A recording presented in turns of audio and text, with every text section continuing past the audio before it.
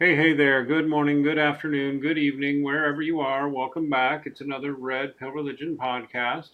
Red Pill Religion, where amongst the things we say are that phrases like free markets, free trade, socialism, collectivism, and more are buzzwords.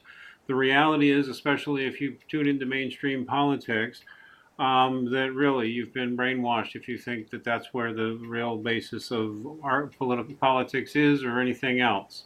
The reality is that corruption is everywhere in politics, and you never get to know what the real truth is.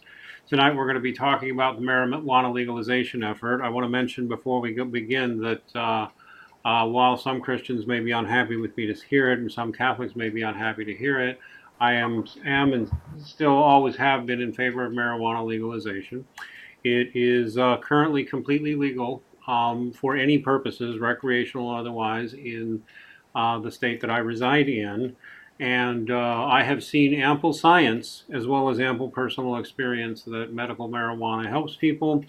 And furthermore, with years of experience in addictions and chemical dependencies and knowing many addicts, I can tell you marijuana is less harmful than alcohol or most other drugs, and truly can actually help people get off of harder drugs. So even people who, while I don't support its casual use to get blitzed or stoned, there is no reason for religious people, in my experience, in my opinion, unless you're Mormon or something, to attack this. It truly it is herbal medicine, and we're going to be talking about that as such.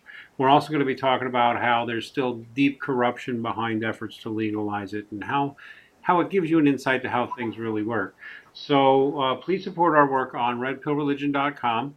If you like the kind of content we do, where we talk about religion here, but we talk about politics, philosophy, and even oddball stuff like what they call conspiracy theories, then that's because conspiracies happen every day and are part of how the government works and how reality works. So, if you like the kind of work we do here, please support our work on redpillreligion.com. Hit our PayPal. We would really appreciate that. Hit our Bitcoin. We're also available on Subscribestar, and we would love to see you on Subscribestar. We're on other social media like MeWe and Gab too. I would definitely, we're not getting paid for this. I'm just going to mention it again, though. We are on Dissenter, and we are in both feet with both feet right now in promoting Dissenter because it appears to be, for the moment, a true free speech site. You need a Gab account, but it looks like you can literally link and talk about any article, and it can't be censored by the people. They're billing themselves as the comment section on the internet, and so far, they appear to genuinely be living up to their claims that they're going to let you say just about whatever you want, as long as it's legal. So do check out the center if you get a chance. Find us on there. We're at Red Pill Religion on all these channels. So, with all that out of the way, I want to welcome our guest tonight. Our guest tonight is John Novak. I'm sorry, I apologize. Our guest is John Novak, best known online, I guess, for 420Leaks.com, which you can go to 420Leaks.com anytime. Right now, it redirects to changingplanet.org. John is the founder and publisher of this. And John, are you with us? Can you hear us? Yep, I'm here. Thanks for Hey, having me. yeah, say hi to everybody, Yeah, John. Changing Planet is the main site that I own, and in order to save a little cash, I just have 420 leaks pointing to it. Well, that makes perfect sense. Perhaps I should go ahead and even pull up the main Changing Planet site because I imagine you must do other things on there. So not so much now, but in time, yeah, we will be. Excellent. Mostly it's 420 leaks right now, though. Excellent. Well, I'm really glad to hear it. That you're still working on stuff. Now, just so people know, I don't make a big deal out of this, but I've actually known John sort of for about 30 years. We are related. We are half brothers. We don't have the same last name because we don't have the same father. And he's just a little bit older than me, only by about a year. Um, and we did not grow up together. But we have, in fact, we didn't meet each other until the year I turned 21. And then we've had on again, off again contact since then. Our lives haven't really intersected that much. But I would say that every time we've talked, we've kind of gotten along perfectly and kind of had a spiritual connection of sorts. Um, Fair enough to say, John? Absolutely. I would say definitely. We talked about many issues, and I've found it amazing that even though we've lived our lives apart, we have a lot in common. That's pretty amazing. We both went down an activist path too. I didn't ever expect to get to be an activist, but in the early 2000s, I got into internet activism and independent journalism, and you did too. But our paths rarely intersected. Um, um, because we were working on different things, and I didn't know how much. I did always think, though, and I never changed my mind, both back in my atheist days, even when I became Christian, I never changed my mind that something was wrong with them having pot illegal. And I did not like smoking pot. And for the most part, even though it's perfectly legal here, I still don't like smoking pot for the most part. Not that I have any reason to say no to it or won't occasionally use it in moderation. I'm When I smoke it anyway. But many of the orally ingested CBD products you're seeing on the market now, they work. I use quite a number of cannabinoid products now, and they're good for me. They've helped me get off a lot of pharmacological drugs. Um, but John, you were involved in legalization efforts is going back at least as far as, to some extent, back as far as the late 80s, weren't you? No, I wouldn't say that so much. My activism really kicked off into high gear as in about 1994, which coincided with me saving up enough money to buy my first computer and get online. Uh-huh. And that's when I really started looking into it. And I wouldn't say that cannabis was really my big issue. I was more looking into a lot of the political stuff. I was looking into the JFK assassination, all those different areas, because the internet just, it opened up the world in so many different ways. And for those of us who are interested in studying all these issues that don't like to be talked about in the mainstream, it's been an absolute uh, gem of wealth of knowledge. I started publishing a little website I called The Harbinger, and marijuana was one of the issues that I had talked about, but I didn't really like to focus on it too much because it really, at the time, it really was not a major part of my life. Uh-huh. But uh, but then again, in a real big part of my life over the next few years after that. I was so about 1998 is when our state passed a legalization for medical patients You're in Washington State? in the state. We were one of the first out of the gate. I think California started it, and then Washington and a few other states passed laws after. I had smoked pot off and on.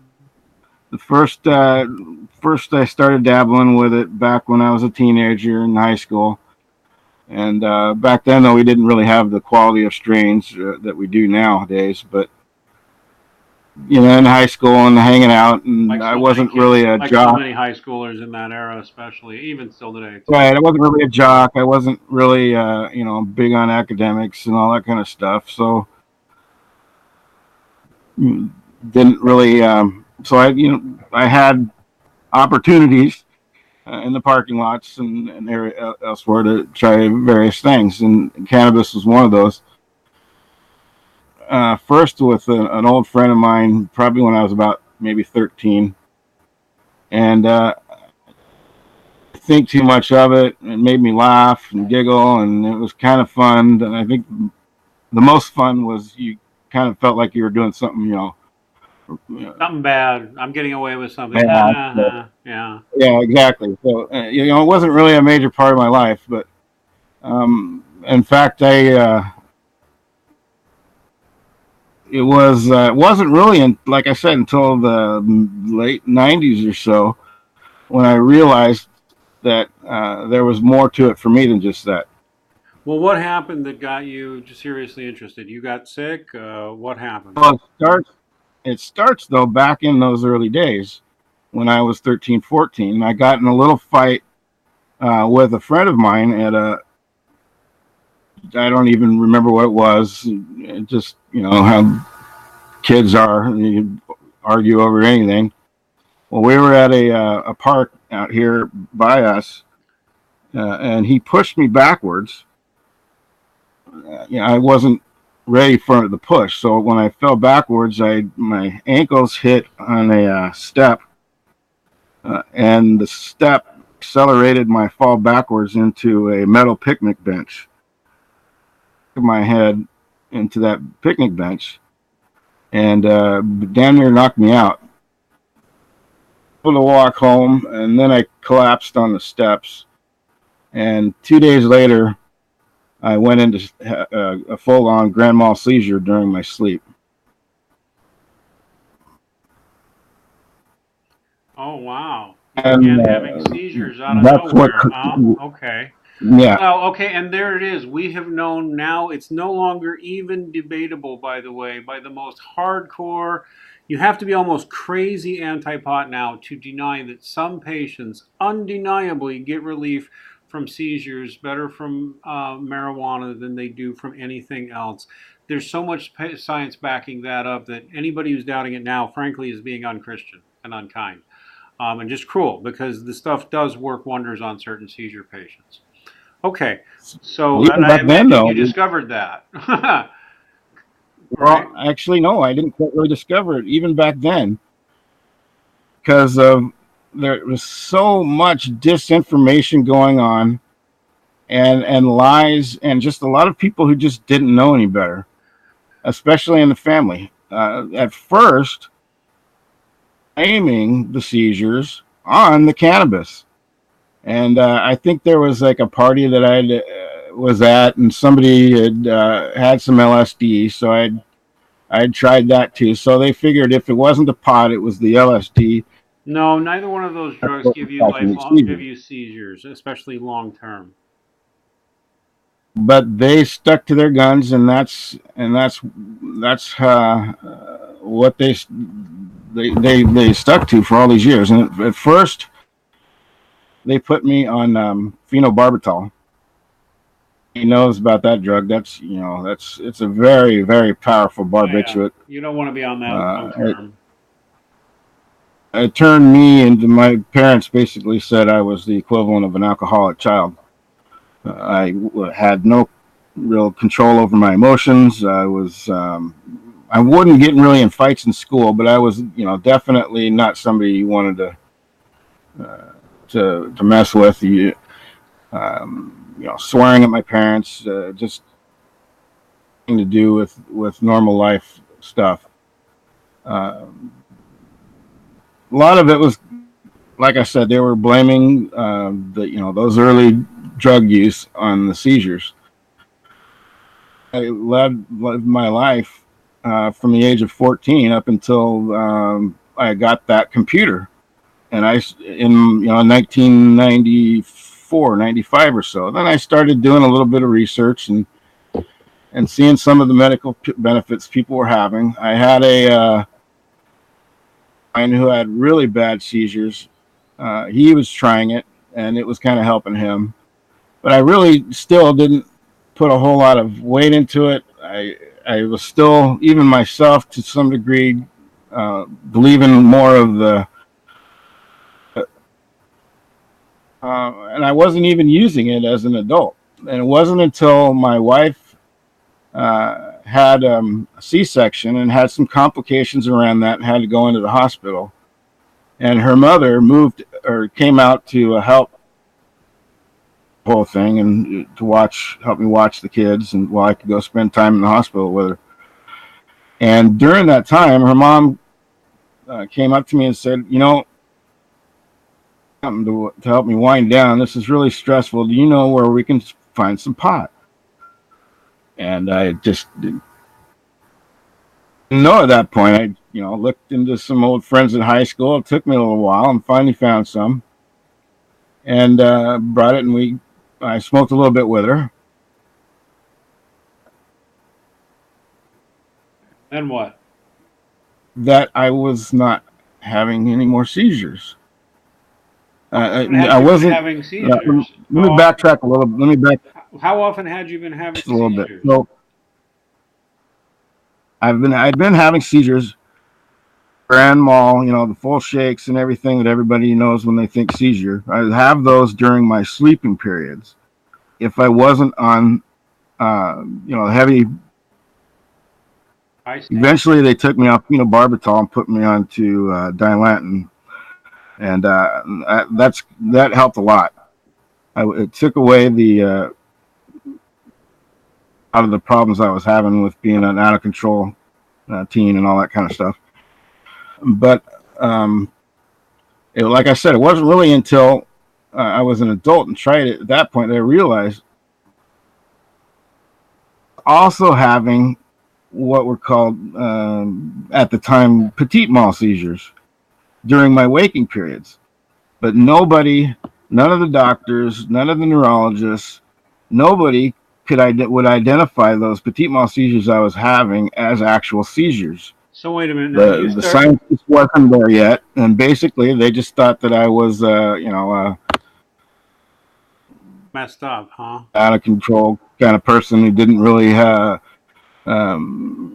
somewhat of a degenerate, couldn't hold jobs very well, and it never really went more than that. So I You had not been a heavy drug user at all or a heavy pot user at all. They were just trying to blame really everything on haven't a used couple, it. an incident. Wait, let me just finish. I'm just summarizing for the audience. You're saying basically from the young age, you tried a little pot, you tried some LSD. These are not good things for a kid that age to be doing, but they do not give you lifelong grand mal seizures and petite mal seizures throughout the day. No, they don't do that. I'm sorry, they don't. That doesn't happen, and we know that now. They should have known it back then. So you simply discovered. Bottom line is, you tried some pot, and all of a sudden, your daytime seizures and your nighttime seizures got better. Absolutely, that was the key, and even then, though, I was still a little unsure. Maybe that's just some kind of a I'm getting a placebo effect. Maybe, I don't know. But there was one time I started having one of the daytime seizures, and You I tried caught some it pot, and all of a early sudden, enough in the thing where, and I happened to just have the pipe right next to me. As soon as I felt that seizure coming on, I grabbed the pipe, took a hit, and it stopped it. It shut it down within. I mean, it was instantly. Seizures, I can feel them kind of coming on a little bit, and then the actual small seizure itself could go on from anywhere from 25 to 60 seconds or so. But this time I was able to just stop it right in its tracks, and at that point I knew, well, hey, there's than just any kind of placebo effect. And so that's really when I began looking for doctors. And it was about, went through a few doctors. Most of them didn't want anything to do with it. They thought that I was just looking for an excuse to get high. And it wasn't until I got to University of Washington medical doctor, a guy who was in the dean of family medicine, Washington, and he was involved in setting up a lot of the new, or not new, but alternative medical things like acupuncture and all this various different stuff. So out of the realm for him. He had actually had one other patient who I think was a glaucoma patient, and he wrote an authorization for that guy. But he said, "Let me do some research, and I'll get back to you." Years he went out and researched it, and while he was doing that, he had me going through all the top doctors at the University of Washington Harborview Medical Center out here in Seattle, which is, if it's not the number one neurologists in the world, it's right up there. So I had the best of the best looking out and trying to figure out what all my options were. Uh, Science had caught up, MRIs, CT scans, all that kind of stuff. Finally got me under those things, and they realized, well, hey, the kid wasn't lying. Here's some brain damage, and this is what's causing it. The neurologist basically said, you got one of two choices going forward here. We can either do some pretty radical experimental brain surgery where we cut out the pineal gland, an area of the hippocampus, Oh my God. or you can go smoke pot. Uh, Well, I think smoking pot I'll sounds tell you, as pretty soon as they accurate. said experimental brain surgery, I just started laughing because I'd done the research on that, and my best case scenario was about a 25% success rate. It defined success as not having a seizure within the first year. After that, they didn't keep track, so that didn't really sound like very good odds to me. And also my research into spirituality and stuff, I realized, well, the pineal gland is a key area of the brain. Oh God, You don't want to go messing with that. So they would have actually that removed didn't the pineal gland. wanted to do. So I that can't believe someone would do that. basically, right. My wife and I basically laughed in her face at that point, and I said, "Well, we'll just stick to the pot. Thanks very much." Yeah. So my doctor came to me. Actually, the next it was I must have been like the next one or two meetings after that with him, and he said, "Well, here you go. I'm writing you an authorization," and so that's how I became legal, and that was 2002. All right. So you've been a legal patient in Washington State for going on 18 years, 17, 18 years, and with as much medical backing as you could ask for. Um, I in activist circles, I would be what you'd call like a patient zero, or a perfect patient, one where if they get rated later, because I went through that too. But I'm one who would you know, would salivate over having somebody like me with all the medical documentation. About the only person Utopia, you'd want you, more than someone like me would be someone in a wheelchair and like an old grandma. Utopia Buster in our comments just staked an extraordinary claim which he absolutely cannot back up with any scientific resource whatsoever, and claims, I may get hate here. No, you're going to get mocking. But there is absolutely no clinical evidence whatsoever that cannabis has any effect on seizures. Whoever told you that simply lied straight up, Utopia Buster. We have copious clinical evidence. Would you like to Yep, talk in about fact, any of it, John? Does it go beyond you? Because I mean, sorry, absolutely. whoever In told you fact, that lied, Utopia Buster, straight up, is lying about the science. Go ahead, John. the oldest known use for the cannabis plant comes from out of China, I believe it is. 1,000 years ago, that was one of the main uh, afflictions that it was used for. Seizures. So that's Mm-hmm. the first written record. Go up to Medical what have we evidence in seen in? modern history. I know that there was something in the 1940s. Oh, sure. There was another study, I believe, in the 70s. Mm-hmm. And if you're looking for Contemporary. science or FDA approved science in order to get a drug through, then yeah, you're not going to find those kinds of studies because that takes millions of dollars. But if you actually go and look for just medical studies, find it everywhere. Uh, Epilepsy is probably the number one, next to cancer, probably the number one affliction out there that it's used for. You just have to get out of the United States to find a lot of this stuff. I mean, look heck, just over do this. into Just do this. European Go to countries, and yeah, Go to DuckDuckGo and type peer-reviewed cannabis journals. You will find that there are numerous medical journals run by the best PhD level researchers you could expect to have working often for companies worth hundreds of millions of dollars now, as well as little small time researchers, turning in peer reviewed case studies, group studies at the level of quality you should expect from any drug trial surveys. Whoever told you there is no evidence that cannabis reduces seizures lied to your face. It is irrefutable scientific fact that it is useful for that and a number of other things.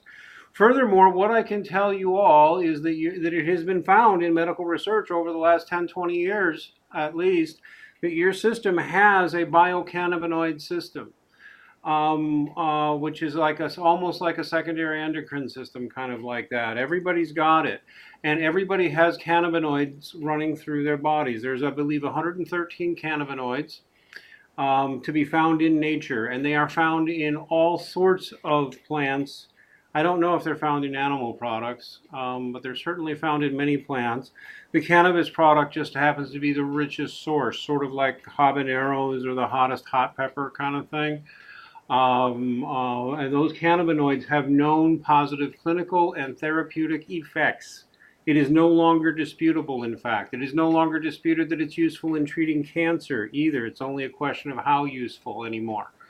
Anybody who tells you, and we have doctors all over the country and all over the world who will tell you what they're seeing in their patients. You've been lied to by the anti-pot lobby, and that's mostly Big Pharma's fault, and that's what has happened, straight up. We have lots of evidence. Well, Go ahead, John. resource for anybody out there is the website called Granny Storm Crow's List. Granny Storm Crow's List. Crow. And what she or he, I don't know exactly who's behind it, but who has been going through all of the scientific papers and put them together in one spot, and they've been doing this for decades now, and it's a huge list of Yeah. You believe drug ailments. company propaganda and hysteria pumped at you by industries that don't want you using this product. It has been natural medicine for thousands of years in countless cultures, including Christian cultures. There's nothing unchristian about its use either. It is medicine if used properly. Just like anything else, if used improperly, it is not medicine, but it is absolutely medicine. Well, you can start with as far as the religious side. 129, and God said, "Behold, I have given you every herb-bearing seed, which is upon the face of the earth, and every tree in which the fruit of a tree is yielding seed. To you it shall be for meat." That's in where? This is a gift from the Almighty. Where in the Bible is From that every again? from What was that that? What was that verse number again? Chapter and verse again? 29. I'm sorry, you're cutting off. Speak louder. Genesis 1:29. Genesis 1:29. That's right. And you might even argue There's a that, lot of oh, what about the poppy, which gives you opium? Yeah, well, there is actually positive medical use for opium, but for the most part, 98% of that is abuse of the plant and its substance. Properly, opium is also the source for morphine and other pain-killing drugs that we all use. So it really depends on what you're doing with the plant. It's absurd to say the plant is simply poison. It's absurd. it Um, is. and I'm sorry, I've seen the results in others. I've seen the results in myself. Ingested cannabis products have gotten me, along with regular prayer and something called neurofeedback therapy, have all helped get me off of a host of pharmaceutical drugs I used to be on. Well, I rarely smoke the stuff, although it's perfectly legal for me to do so. I don't try to get high. You don't have to use cannabis products to get high, or if you have an anxiety issue or depression issue, believe you me, if you get into some of the drugs the psychiatrists want to give you, like Seroquel and benzodiazepines, Ambien for sleep, or any of these different, there's people walking around with 5 different drugs to stabilize their mood, their sleep, their alertness.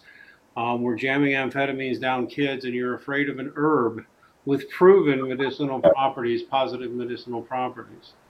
It's ridiculous. Yep, exactly. And we're still putting people in prison over it.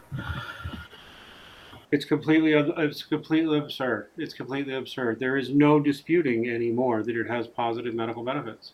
There's also, if you bother to look into addictions research of all the illicit drugs and legal drugs in terms of addictions and in terms of recovery, the pot users experience less physical damage. They experience less they actually are, they're less likely, potheads are less likely than alcoholics or users of any other drugs to go out and rob a liquor store or whatever, because that's not what stoners typically do if they're stoners. And if you're a medical user uh, and taking it seriously as medicine, which you should, um, I'm sorry, it's Well, less here's a little dangerous. bit of secret. Go ahead. A secret they don't tell you about is when you're using it medically, like I do every day, and good amounts, you get to a point where you're not getting high anymore. You Correct. know, there's no high for me. I mean, I can, as if I stop for about a week or two and then smoke something, then I might get high. Uh, have a period of time. My wife calls it my giggle time of about maybe 10 minutes, where I might laugh a little more or Right. some jokes or something like that. But for the most part, that's it. There is no getting high anymore. And to be honest with you, it's a chore. To have to, especially when you start having to grow. You're using enough to where you need to grow your own. That it becomes even more of a chore. So it's not that real sick people out there wanting to do just to go get high. There's and float away on cloud nine for the rest of their lives. That's just not the reality. It's just about a universal report with regular users that after a while it doesn't particularly get you high. It simply doesn't. It doesn't. And you have to be constantly looking for a hot new strain to get you high. You got to be constantly searching for a new way to take it to get you high. And that, by the way, is a sign of just maybe dependency behavior. Maybe, if you're doing, especially if you're doing that constantly. But honestly, no. What people using it for pain, for PTSD, for sleep, for seizures, for ADHD, some actually get benefit of that. There's strains that you can get that are good to help you gain weight and increase your appetite, and there's strains you can get that will help you lose your weight by decreasing your appetite. You literally can use this stuff as medicine. And the big pharma companies don't want you getting into it, and the liquor companies don't want you getting into it. And that turns me to the next thing, because you became kind of an activist for pot legalization because you found that it had saved your life in a lot of ways. And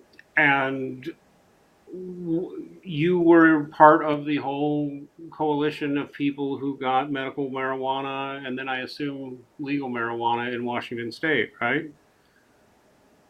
Yes and no. That's what really got me into the activism side was getting raided. Mm. I like a pot was probably one of like 6 or 7 different issues that I was covering, but when I got after getting raided, that really made a focus. Wait a minute. You were a legal Uh, patient. You were a legal patient at the time, and I believe the law probably specified you were allowed to grow it at some level. And so you were growing your own, minding your own business, not buying off of street dealers or anything like that. And you got raided. well, our laws are a little tricky in this state, and it all depends on which state you're in and how the laws are written. So for us in Washington State back in 2010, when I was raided, there was no a full arrest protection. We have what's called an affirmative defense. I'm guilty of a crime, but I can bring forward this defense in court, which is a really screwed up system, let me tell you. So basically, what happened was I was helping out a guy who lived in the area. He got in a couple of car accidents, and his back and spine were really messed up. So he was looking for to use it to help him with that. And so I told him that I would teach him how to do it. Over time, he began wanting to make it into more of a commercial deal, and wanted half of everything that I had was growing, and so I had to end that. But the problem was he used the inside knowledge that he gained on me, that I was a grower, that I grew for myself, that I helped other patients, and he information, and with the help of a former California highway patrolman and a couple other people in the area, they basically set me up, called in the Washington State Patrol Grower Hotline, which offers a $5,000 reward to growers. Oh, And really? that I helped and that I was selling to people out of the home, that I was selling to kids, that I was smoking around my kids, that we were stealing power. They just went on and on and on and on down the line. Basically, each different accusation was triggering a different government agency to come in after me. So when I got raided, it was on, let's see, July 7th of 2010. Kind of had an inkling of what was coming, just because his mother was kind of making it known in the local circles that she was going to come and take me down for. I knew I wasn't doing anything wrong. I knew I had all my paperwork in order, and I was, in a way, kind of like, well, if we're going to do it, let's do it, and maybe I'll set a precedent. We have some more comments here from Utopia Buster. I want to listen. He says studies are promoted by those with financial interest. Utopia Buster, the people with the financial interest are the people trying to scare you away from pot. Utopia says I've been around marijuana all my life and have never seen it do anyone any good. Well, it sounds like you are either living in a very limited bubble, or you have an attitude problem and are not being open-minded to people who are right in front of you and telling you that what their experiences are, including two people here and including me, man. And we've got the studies. All right, we've got the studies, we've got the clinical experience, we've got the personal testimonies in front of you. You don't get to just dismiss us, and that's us. I am a medical marijuana patient. Your claim that it is All you not got to so do is false. videos online of children. And let me make sure. You said absolutely no evidence. That is an atheist level lie. What you are saying is you personally do not find this evidence convincing. And I see you going on to say, I'm trying not to get heated here, man, but you're abusing medical patients who need help. I see later he says the UN is behind pushing this and the UN is up to no good. Well, you're correct. The UN is quite evil. And you will notice, maybe we'll kind of get into that, whether it relates to the UN or not. The truth is, it is irrefutable scientific fact this stuff helps people. If you're too closed-minded to see it, you might want to adjust your attitude. You might want to dial back and go look at the science and actually talk to people who've seen it. We are not stupid. We are not deluded. We are not potheads who just want to get high. And it's wrong for you to stigmatize us or call us stupid or drug heads when we're seeing it help children, when we're seeing it help people with real needs, and when we're seeing it improve people's health. It is irrefutable. Now, all of that said, though, I don't necessarily trust all the cannabis products coming onto the market now. I don't necessarily trust them at all. Let me say this to everybody out there. I have never taken a dime for any activism. I have not worked for any corporation, nor will I ever work for any corporation on this. The marijuana industry as a whole is one of the most corrupt groups of people I've ever met in my life. Having said that, though, there are some really good people out there that are really trying to help people. So I can't smear the entire industry, but as a whole, for the most part, the audience to know out there, I'm not doing this for money. I've never done it for money. I never will do it for money. I don't want to sell you pot. I never have. I never will. Don't even ask me for it. This isn't something that I take. I take this very seriously, And I understand the greed out there on this, but it doesn't have to do with it's not in a similar. Could talk about like a heroin dealer, or even the pill pushers out there. It's no way can you equate us on a moral level with that. No, no, John got nothing but grief for his activism work for the most part. And I'm going to say what one of the things that is absolutely, I'm going to ask you to more, maybe you'll give us some more details. It is absolutely true that the people in the medical marijuana industry now, not all of them, but an awful lot of them are complete scumbags. And I can tell you what the pattern seems to be, and I think you saw this in Washington State. It goes legal in a state where it goes semi-legal and kind of gray market with medical marijuana and kind of vagueness in the law otherwise as to how you can obtain it, stuff like that. And there's people who pioneer it and test the legal waters. Then it finally goes full legal. Then big corporate players come in and lock it down and take it over and start making refined and you have to buy their product, which they claim is all about safety, but actually they are messing with and tampering with the products. And I don't trust every CBD product on the market at all, especially if it's coming from a big corporate player.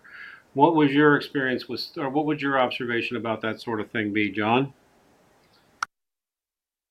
Oh boy, is just a cesspool of. It starts with of course. If anybody out there has ever watched the what is it, HBO show Deadwood, it's about an old west town just on the outskirts of federal jurisdiction, in a Wild West gold rush town. It's a very well, let's call it adult, but it pretty much is a good example of where I pretty much called the marijuana industry the Deadwood of capitalism today, because it is just a little bit out of federal jurisdiction. People are trying to make money, and it is a gold rush, and that's really the bottom line. Is everybody is backstabbing and stepping over everyone else to get in. The testing labs that have been set up around this have almost no integrity, fudged numbers in order to put what people want to see on the packages if you pay the right price. Side of law enforcement, and that's I'm actually a pretty pro law enforcement guy, but the amount of money that is involved here is so staggering that it is corrupting our law enforcement. Oh, absolutely. So, can I make a few observations? It actually is staggering. The more they keep pushing the hysteria of the danger of this stuff, the more you're actually playing into the hands of the big corporate players and the banks who have decided that they're gonna give us marijuana after all, when they've been hiding it us from it and keeping it from us for no really good reason for most of the last century. They're going to bring it back to us, but they're only going to give it to us in the controlled way they want us to, with their refined, patented, various questionable ways of approaching the product, and are going to give as much trouble as possible to local businesses, people just wanting to set up dispensaries or wanting to set up little grow collectives where maybe you could have a little neighborhood grow farm, or 20 people rent out a greenhouse and pay for some security, and then they have their own growth for their plants, and a farmer's market kind of thing. Nobody wants to allow that. They want that big corporate players to control everything if possible. in fact, home grows are a big issue too. They don't want us growing our own. They want us going, like you said, going to the stores and buying theirs. Mm-hmm. Really, so that's the side that I'm on in this issue. If it's a consumer-based approach, it's the medical side. Those are my side. Those are my issues. I don't really care if people are going out there and making money. I'll tell you what. If Wall Street if they want to go and backstab themselves into a monopoly, that's fine. But I don't really care. But as long as I can grow my own for myself for my own use, and you can do it for your own use, that's kind of where I'm at. Of course, To me, that would ought to love be it if fair. I would love it if the local small mom and pops would get protection, so everybody has a chance to be part of the economy that this is helping. But I can tell you at the something. same time, that's not my push. Yeah, I can tell you something. It's amazing how even still, like here in Michigan, I mean, I have been a medical marijuana patient, and frankly, I'll just tell you the honest to God truth, my own story. I won't go all into it, but it was after a lot of prayer. And what I felt was guidance pushed me in this direction. I have severe neurological and other injuries stemming from childhood and other issues, some of which weren't diagnosed until certain imaging technology became available, like John here. But in my case, only in the last 5 6 years, I think, something like that. And I had been on a cocktail of different drugs from psychiatrists and my medical doctor, benzodiazepines, sleep agents, mood stabilizers, just a whole gamut, even stuff to help my digestion, because of the pills and other things that I was taking. And you know, this exercise didn't help. In fact, exercise was very difficult because I have very poor balance because of my neurological injuries. I have severe vision issues too. So I was just getting on this mad cocktail and my health was just declining, and I was desperate, and I was suicidally depressed too. And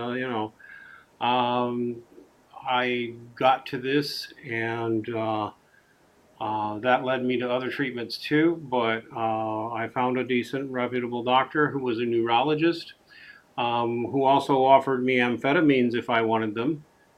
And I said, you know what? Instead of amphetamines, I think I will try the pot. Uh, Because that was basically where we were at. We were going to move to amphetamines next. And I said, no, I will not go on amphetamines. No. But we tried everything else. Like, maybe we'll go with the pot. And the other over, side too is I don't want to give out the message that I think that marijuana is the cure all. It's not, it's not. and I've had to learn that lesson No, it's not the cure all as for well. So everything. Huh? while at the same time, yes, cannabis does help me, I have to be very particular about the strains that I use. Some strains will actually cause those seizures to happen. So that's been my bane of my existence lately, is coming up with a consistent source that doesn't cause the seizures. And unfortunately, what's been available in the cannabis shops now is I'm finding it's a coin toss for me. So You that's still can't grow your in the own, long run. That's not going to be a long term solution. but you still can't legally grow your own? We're still in a situation here where we have an affirmative defense, and so I'm living with family members. I don't own the property here, so I'm not going to I put see. I'm not Affirmative going to risk it defense. growing. Right, affirmative defense is a Exactly. weird legal loophole where basically they arrest you, you admit you're guilty of a crime, but you have an affirmative defense, so they let you go. But in the meantime, they've turned your life upside down. There's another side here. They did pass a law, so now we have a registry where you go in and then you will get arrest protection. There's a problem with that here in our state, though. If this was a situation where there was full HIPAA compliance and privacy protections in place, and if I was maybe going into, like a Department of Health, that I might consider that. But the way they set it up here in our state is go into the cannabis shop to register. That means there's no HIPAA compliance there. Taking very minimal training in order to protect my information. Uh-huh. And we, through public records requests here, have found that that information has been breached more than once. And so there is zero protection in that. Yeah, and there's still And, no federal protection, so it's not that safe to grow your pot. well, they Utopia. allowed the federal government, the federal, like the DEA, to access the registry, Mm-hmm. involved in a legitimate investigation. Well, there's no definition specific to what a bona fide investigation is, so it kind of really leaves the door open. Makes sense. I'll tell you what, though, that one of the biggest things that I probably got out of cannabis activism was understanding the power of the public records Yeah. of information stuff. And I'll tell you, I've used that a lot on my 420Leaks site. That was really the main purpose of it, because we're coming up with so much information that we were uncovering. Like, we needed to put this in a central spot so people can start seeing this stuff. Let's talk about that in a minute. I'm going to answer our commenter here, and then I want to answer for some of your examples. Utopia Buster, seriously, we're going to have to cool down here, but you say here, when you see what people are capable of doing to their fellow men, women, and children, we can talk. Please, son, do not ever condescend to me that way. I have known rapists, murderers, killers, drug addicts of every sort. I simply will never accept your generalizations about pot here at all. I've seen more human devastation than you can possibly imagine. I came from a very abusive, drug-filled environment full of all sorts of criminal activity. I have known people who have died from overdoses. I've known rapists. I've known killers. I've known drug dealers, heroin dealers, potheads are harmless. And this is obviously an emotional issue for some people, but I will never back down on this. The medical benefits of pot are not refutable scientifically. All you have to do is look at the people who are using it positively.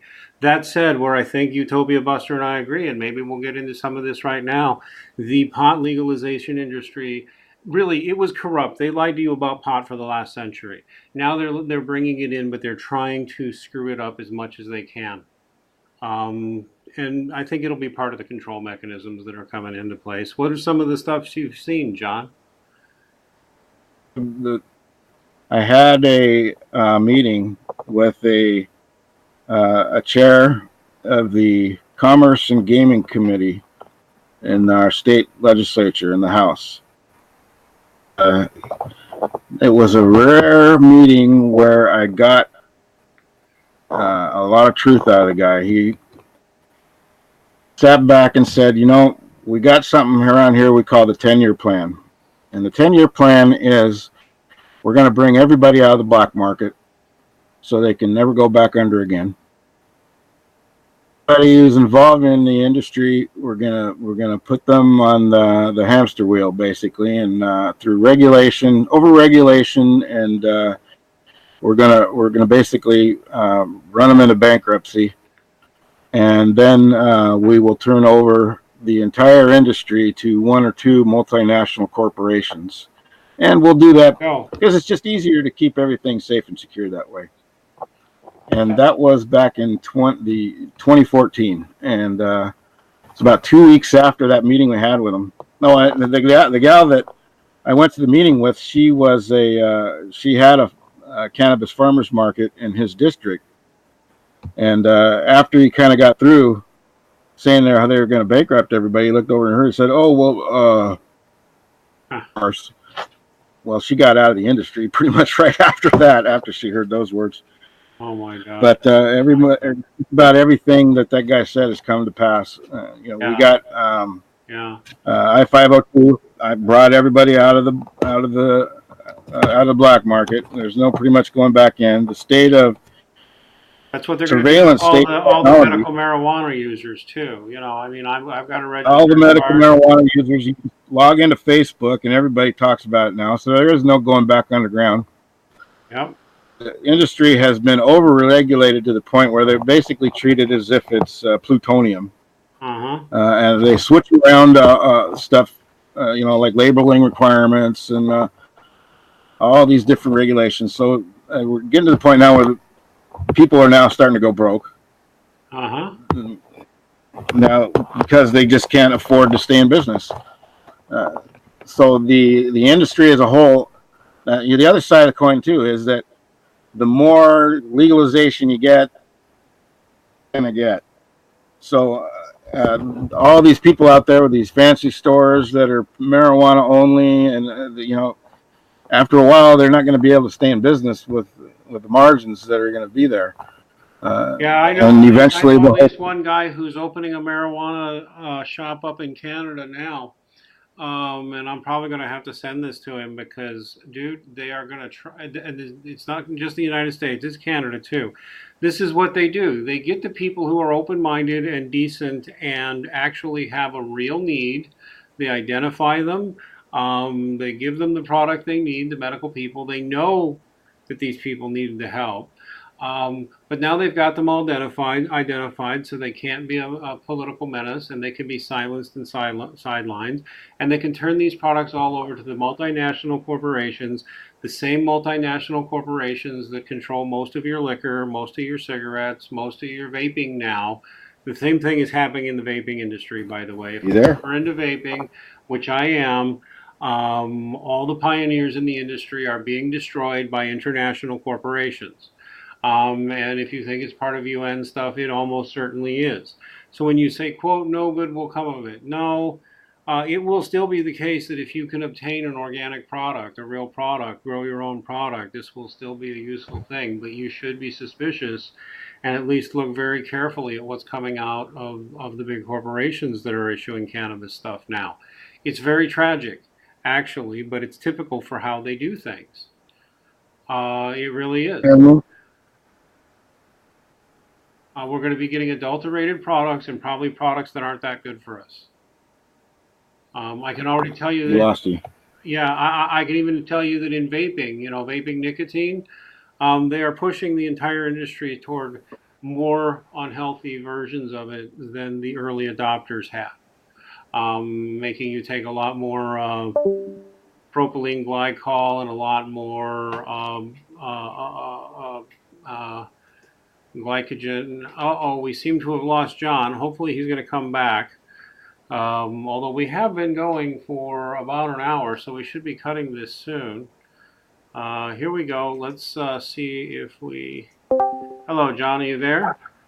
Yep. I got. Can you Okay. hear me? Yep, I can hear you. We should probably be wrapping it up soon. And I know I probably talk too much. Sometimes I do that on a stream, but it's unbelievable how corrupt the big corporations, the international corporations, coming in now to take over most of this legal weed.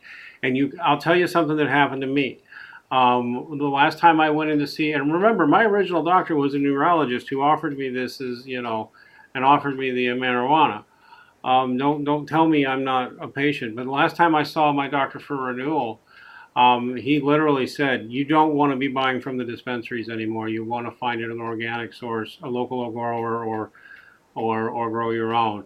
And I said, "Well, I Absolutely. got a pretty good dispensary." And he looks at me and he says, "You really want to find a local grower or grow your own?" Right. Do Um, that at all, especially after all the evidence we've uncovered on the testing labs. It's ridiculous. Testing labs are There's, garbage. I think part of it. Oh, They're offering you these refined and adulterated products that they're going to say are safer, and they're not. They're more dangerous. I'm sorry. Go ahead, John. I tell people that with the amount of chemicals they're starting to put on this stuff, you might actually end up with a marijuana plant that causes psychosis or some kind Yeah, of serious illness. You keep saying. it's just like the tobacco thing, by the way. It's well known that the tobacco companies put chemicals into cigarettes to make them more addicting and to enhance the nicotine high and stuff. And that smoking natural tobacco is not really good for you, although it does have some potential medical uses sometimes for some things. But I I mean, mean, the most part, most part, smoking pure natural tobacco isn't anywhere near as dangerous or addicting. the laws around marijuana are way more dangerous than the drug itself. Mm-hmm. Mm-hmm. Mm-hmm. Let me give you a quick example of one of the documents that I uncovered here, and I had there was of,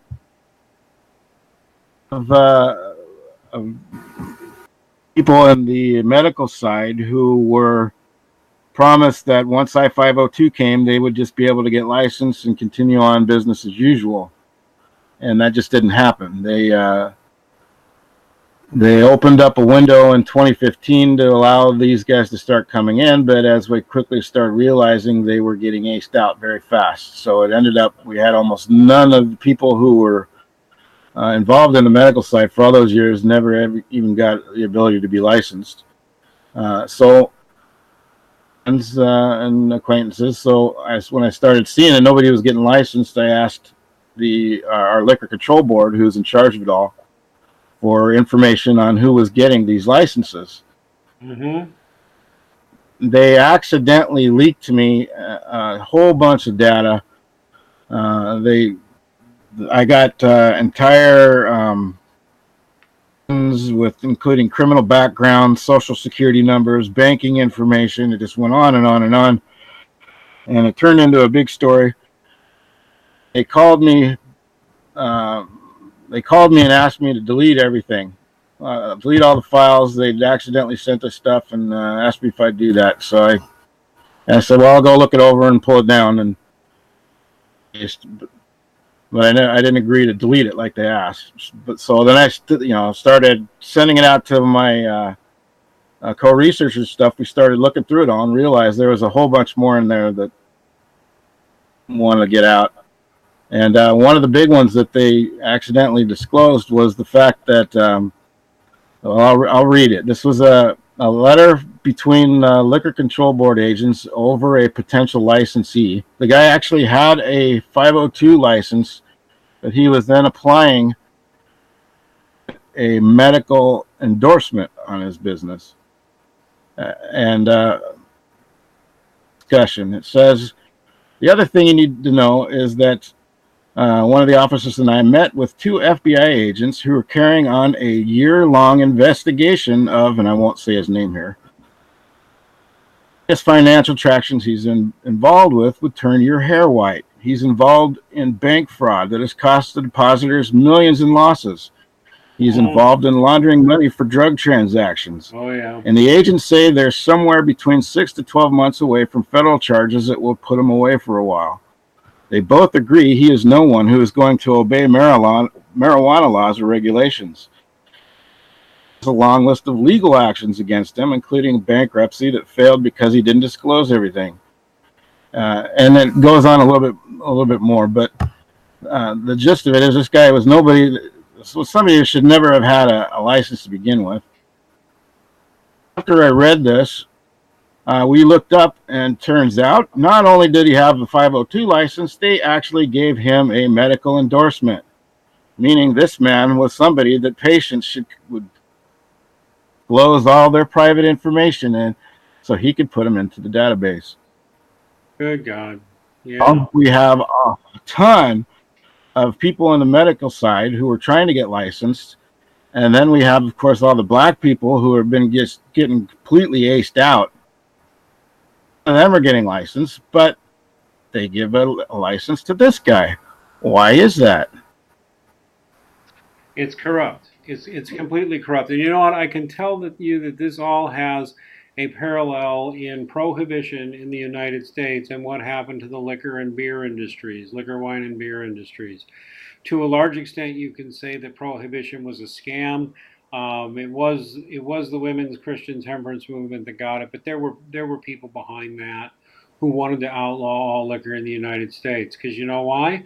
Once they could re-legalize it, which they inevitably did, um, uh, they could play this whole game because prior to prohibition, there had been perfectly legal and respectable local liquor makers and beer makers all over the United States. Family enterprises, enterprises run by religious groups, literally making beer or spirits or whatever, some religious groups. Many just perfectly respectable businessmen making a trade, supplying people in their county or their town with homemade beer or homemade liquor. It was all over the United States and extremely common and totally respectable. Then they had prohibition. Then only certain big corporations were allowed to, to keep the quote unquote criminal element out. Only certain big corporate players with names like Anheuser-Busch and Kennedy and quite a few others were allowed to have a license to make or distribute beer or liquor or any of that. That got slightly liberalized in the 1980s and 1990s during deregulation, and that's why you see microbrews and craft brews now. But it's still a tightly regulated industry, and if you're a craft brewer and you get too big, you will either be gobbled up by a big corporate player or you'll be crushed. And that's just how the game is played. And that's what's happening in marijuana too. And So, one of the biggest problems on the police side is they've set up these drug task force teams, and these drug task force teams are federalized. And what they do is they federalize your local police officers, your county, your city, your state police officers, and they give them DEA badges oh God. under these teams. Now, and so that they are almost unique in a way in law enforcement in that they have they can pick and choose at that point between federal or state laws. So, for instance, if it's legal in Washington State but illegal federally, they can still bust you federally on the spot. It gets a little more devious than that. For instance, when a cop has goes to a home that they expect or they feel there's some kind of issues going on, then the person identifies themselves as a patient. Right at that point, that's supposed to set off a new protocol where the cop the authorizations and then looks for the number of plants and how much pot is in the house. And if the numbers add up, then they're allowed to take whatever's over at that point. But here's the problem. That is a state law, not a federal law. So a state officer walks in, sees this situation. Let's say that if the limit is right now, it's 6 plants. If you're not on the registry, so let's say a registered patient has 6 plants, and he says, well, he just plays the DEA badge game where he'll get you to under state law, and then I'll use the federal badge to start just taking everything. Jurisdiction he's under. So if they end up seizing your product, that's been one of the biggest problems now is in these states that have allowed medical patients or medical use, they will everything and then not charge you with a crime. Right. And then you're left to find out where to go to get your stuff back. I have one of my co-researchers has been fighting both the state and the federal government for going on almost since about 2004 now, I think it is. In court now going after the federal government because none of these guys will admit to who took his pot. Is it the DEA? We don't know. Is it the drug task force? Well, they don't really exist except under a contract. And well, is it the local cops? Well, no. So it's a shell game. Marijuana. And I'm sorry. Go ahead. Shell game where they pick and choose what laws that you're going to be under. It's what we call selective enforcement. Yep. And when you have a situation like that, ripe for corruption. I never any of the evidence that was that they seized. They said they seized 59 plants for me and 12 ounces. None of that ever ended up in the evidence pool when I finally ended up in court. And it was only because that was a small town I found out what happened. They started talking about it to some of their friends and stuff, and it got back to me. They basically went home and smoked it all. Of course they did. Of course they So did. Anybody who doesn't think the DEA is it's a pure racket is fooling themselves. They're a grab stuff for cash organization, and the U.S. government is involved in both sides of the drug trade and has been for decades.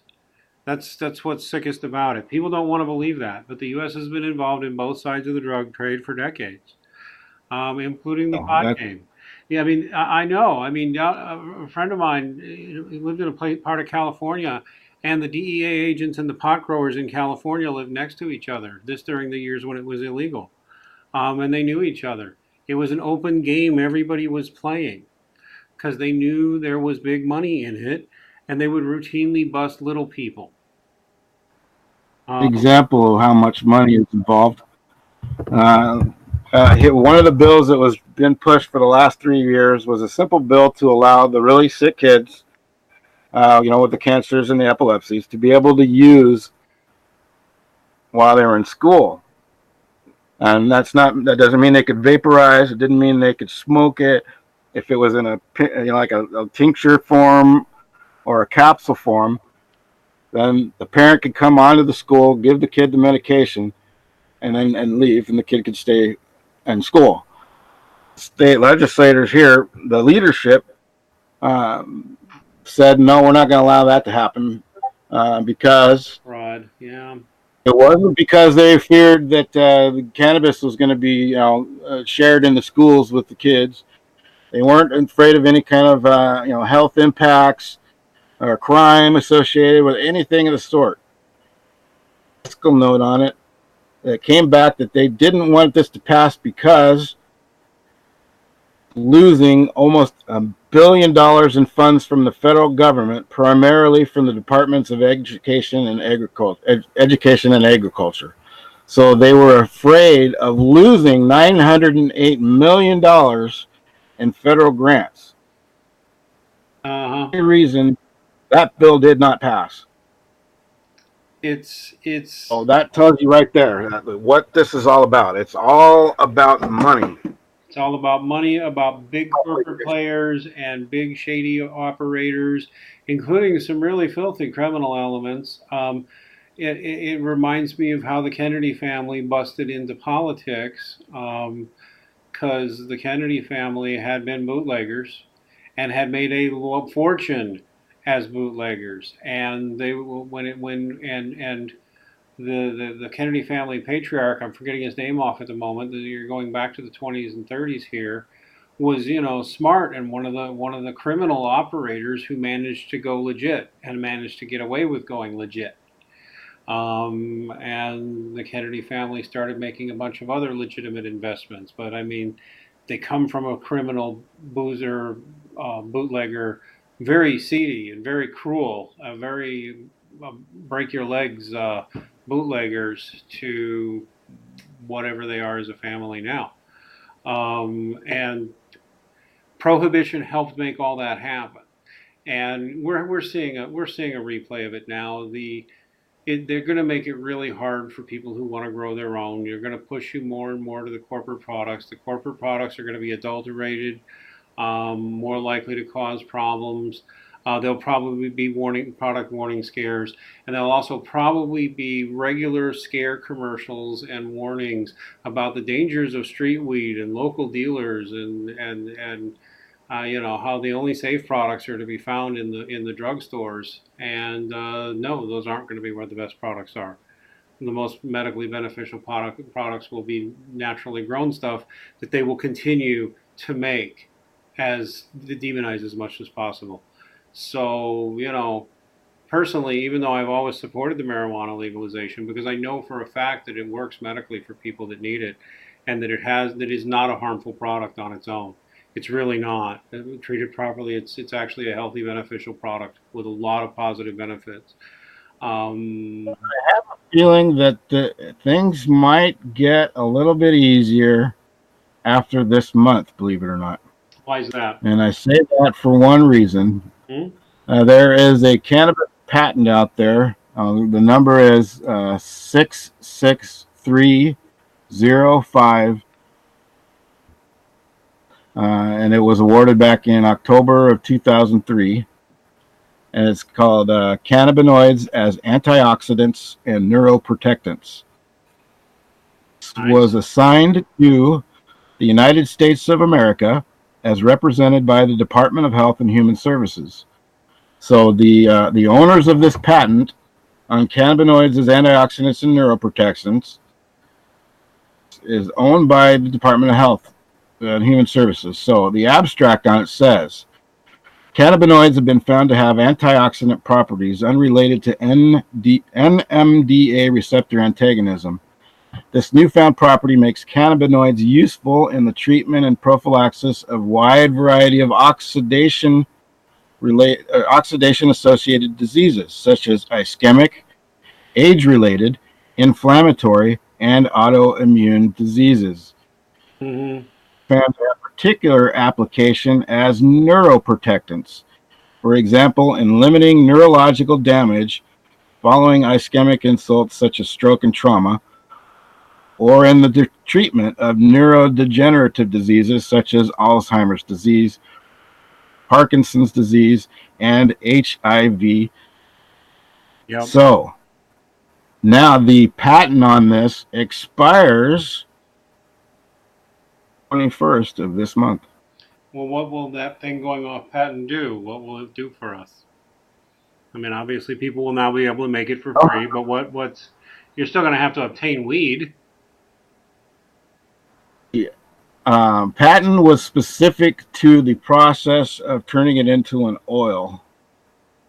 Okay. So it pretty much becomes open to the market, and I'm almost kind of wondering if a lot of the bills that are coming out may not have something to do with this patent, and the fact that the government may not have the stranglehold on it after this that it used to.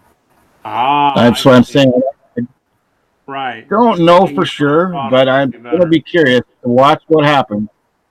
Yeah, because let me tell you, here's the real truth. This illustrates what we see in so many different areas at once, which is that it is a lie to say that we have ever lived in a free market economy. Big corporations are not the free market. Big corporations are the enemy of the free market, and big corporations come in to destroy small business every chance they get. This tale of the entrepreneurs who make it big, working out of their garage, is mostly fiction. In fact, we know now that like the guys who invented Google actually had funding from the government all along, and big backers behind them from the beginning. Sergey and Larry are full of it. So is Mark Zuckerberg. We know his backstory. He was not the entrepreneur who made it on his own at all, at all, at all. In fact, that turns out to be true of a lot of entrepreneur stories, if not most of them, in the last few decades. Nope, they had support, and it was media fog. Real entrepreneurs and real technical innovators get crushed constantly, and small businesses and family businesses get crushed constantly, because Democrats and Republicans have both been playing this game for decades now. And a lot of what gets sold to us is free market rhetoric from the right is garbage. It's just giving more power to banks and big banks and big corporations. And a lot of what liberals are selling us and progressives are selling us is, I don't have to tell you why. That's what the progressive left's idea of what freedom looks like is tyranny. But so is corporate capitalism. It's total tyranny. We don't live in a free country. We truly don't. Huh? I'll tell you, in your introduction, you talked about touching on conspiracies on your show occasionally. And I did a lot of research on conspiracies, but let me tell you, this is one of the easiest conspiracies to prove. Yep.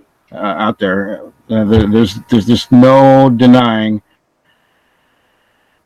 All became prohibited for political purposes, to silence political uprisings, Yep. to go after the black communities, to go after Hispanic communities. Yep. Yep. It has just continued to our day, and And now The that's curious struggle I'm seeing almost right now, though, is actually between the pharmaceutical companies and the Canadian recreational pot groups, the stocks like Aurora Cannabis, Kronos, and some of those guys. The amount of monopolization and mergers going on right now is mind-boggling. I think that maybe the pharmaceutical companies were trying to make a one big play to own the whole thing, but I don't know now just who's going to end up the top dog. it's all going to It's be. been an interesting thing to watch, but I know that in the end, big money's going to win, Yeah, I'm and afraid so. Yeah. it's up to all of us here. And even those if you don't have any like marijuana, it's a matter of being able to put seeds in the ground for ourselves and Yeah. not letting the corporations do it all for us. Yes. Literally allowing us to grow a plant if we want to. I mean, and literally allowing us to grow our own food is next. You watch. In fact, it's already awful hard to do that for most people, and I think that's going to bite us in the ass in the end. Yeah. All right, I'll tell you what. We've gone well past our hour, but I've enjoyed this. I hope we can bring you on to talk about more stuff besides the marijuana stuff, John. Some other time, maybe. I'd love to. All right, this has been great. Well, I'm sorry if we got into a heated argument. I don't know. Some people will never change their positions, but Utopia Buster, you're more right than than you think. Than I, it sounds like I'm saying to you because big corporate players are, and UN players and banker players are all playing games here. They don't want people to just be able to grow this stuff legitimately, offer it on farmers market, grow it for their own needs, have a pure product that they know works for them and their needs, and leave everybody else alone. They don't want that. They want big corporations and international interests to hold it. And the products they're going to give us are not going to be as good as what we could make on our own. Because, they're more interested in quick profits than health. All right, everybody. Like I said, it's the same thing with tobacco, man. Real natural tobacco with no chemical additives. I don't smoke it, but it's pretty universally recognized that pure natural tobacco is just nowhere near as addicting or dangerous as what you get out of a cigarette or the other products that they sell. So anyway, if you guys like this kind of product, this kind of content, we explore all ideas here. We are an actual free thinker zone, so please support our work on redpillreligion.com. Do hit the tip jar, do hit the subscribe star, do hit the Bitcoin, or buy a T-shirt or a mug. And Otherwise, here on we'll have John T. right here on here tomorrow. We have some big debates planned to come up this week. As I've mentioned, I'm not doing any more debates with professional atheists. However, Andrew Stertelites and Josh Brister are. So tomorrow we've got John C. Wright on Wednesday the 10th. Nick Suter will be in to go against a famous professional atheist. Nick Suter will be in to take on Andrew Stertelites. We've got a debate with debates calling up. Do be sure to check out our schedule. We're doing something every night here, so please tell your friends or enemies and give us a like, give us a subscribe, and God bless everybody.